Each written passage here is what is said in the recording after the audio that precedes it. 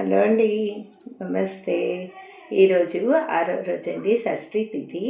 సుబ్రహ్మణ్యేశ్వర స్వామికి నేను ఒక వీడియో చేసి పెట్టాను. ఎవరైనా చూడకపోతే అది పూజ ఎలా చేసుకోవాలనేది ఆ వీడియోలో ఉంటుందండి. నేను కింద లింక్ ఇచ్చేస్తాను.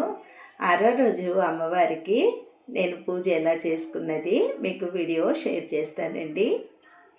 వారాహి నవరాత్రి పూజ 6వ రోజుకి చేరుకున్నామండి.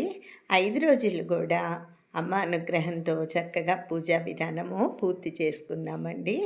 ఈరోజు 6వ రోజు, అలాగే షష్ఠి తిథి వచ్చింది, మంగళవారంతో కూడి వచ్చింది కాబట్టి సుబ్రహ్మణ్యేశ్వర స్వామికి కూడా మనము అభిషేకం చేసుకొని పూజ చేసుకోవాలండి.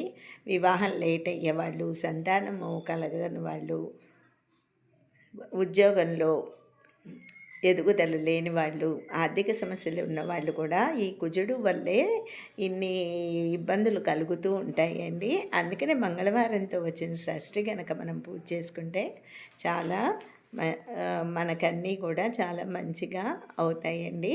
అయితే ఈరోజు 6వ రోజు కదా, నా దగ్గర మందార పూలు, జాజి పూలు, మల్లెలు అమ్మవారిని ఎంతో విధిగా చాలా సంతోషంగా నేను ఆనందంగా పూజ చేసుకున్నాను. వడపప్పు పానకము, దానిమ్మకాయ పెట్టుకున్నానండి నివేదన. అమ్మవారి పద్మాసనం వేసుకొని చక్కగా కూర్చుందండి.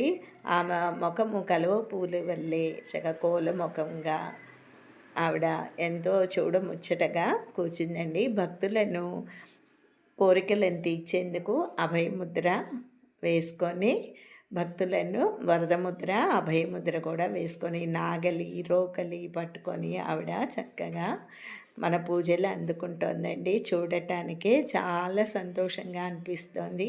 వారాహి నవరాత్రుల పూజ చేసుకుంటున్న కొద్దీ ఇంకా ఆనందం రోజు రోజుకి కలుగుతుందండి. నేను మామూలుగా అష్టోత్తర శతనామావళి పూజ చేసుకుంటున్నానండి. అమ్మవారి పూజ చేసుకోవటంలో చాలా సంతృప్తిగా ఉంటుంది.